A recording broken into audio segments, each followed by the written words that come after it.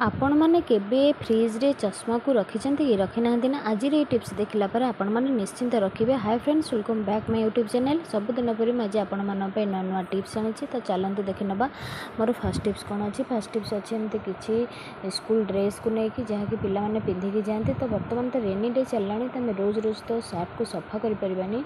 तो जिते बड़े पिलाने सका 4टा पर्यंत ये ह्वाइट सार्ट को पिंधिकी जाती तो से जिते माने काढ़ी था गोटे बैड स्मेल आसता है। वर्षा दिन जेहेतु आम ताको रोज रोज सफा करें तो बढ़िया उपाय में आपको बिना पानी बिना सर्फ डिटर्जेंट आप बहुत बढ़िया स्मेल आनीपारे। तो आपण मैंने जो पाउडर लगाऊँ से पाउडर आपने एक्सपायर हेल्ले भी चलो। जब एक्सपायर पाउडर थी तो बेकार भाव फिंगे आमर बहुत सारा कम पाउडर यूज अच्छे। आपण मैंने मोर पूर्व वीडियो देखले जानीपारे। तो से पाउडर को आपण मैंने सार्ट को पूरा उल्टे ने उल्टे छिंचिला टाइप पाउडर को आपने चारिपटे देने की हाथ में ताकूटे चारिआडे स्प्रेड करने जहाँफल कि आपण सार्ट गोटे बहुत बढ़िया बैड स्मेल कटिक बढ़िया स्मेलटा आसो जहाँकि पिलाने पिंधापी बहुत भल ही लगे। आपण रोज रोज सफा करने पड़ो ना। तो देखो आपने जो सार्ट को उल्टेबे देखो आपण पाउडर किसी भी दाग भी देखा ना आराम से पिलाने पिंधिक जापरेंगे। तो चलते देखी ना मोर नेक्स्ट टिप्स कौन अच्छे। नेक्स्ट टिप्स अच्छे आलू को लेकिन जोटा कि समस्त किचेन में सब बेले थाए। आईटार गोटे कारण जेहेतु वर्षा दिन आसला तो आम बेसी जो मात्रा आलू नहीं आस तो से पोचा हो जाए। तो ताकू आम केमी भल उपाय केमी आम स्टोर करके बहुत दिन पर्यंत रखा तार गोटे सुंदर टिप्सटा आपण सहित सेयार करी। जदि आपण मानक आज वीडियो टिके यूजफुल लगे निहाती भाव गोटे लाइक शेयर करने को जमार भूलें। तो रसुण को आपने कौन करेंगे से रखिने जहाँफल कि वर्षा दिन में देखिए आलू गोटे मॉइस्चर आसी जाए तो से आलूटा आमर पोचा हो जाए नष्ट हो जाए।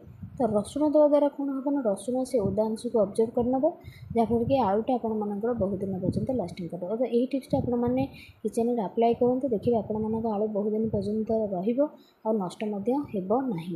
जहाँ भी आपण मानक आलू मॉइस्चर थाए ताहा रसुण जो अच्छे आम रसुण ताकू ऑब्जर्व करने फल आलूटा आमर बहुत दिन पर्यंत स्टोर हो रही है।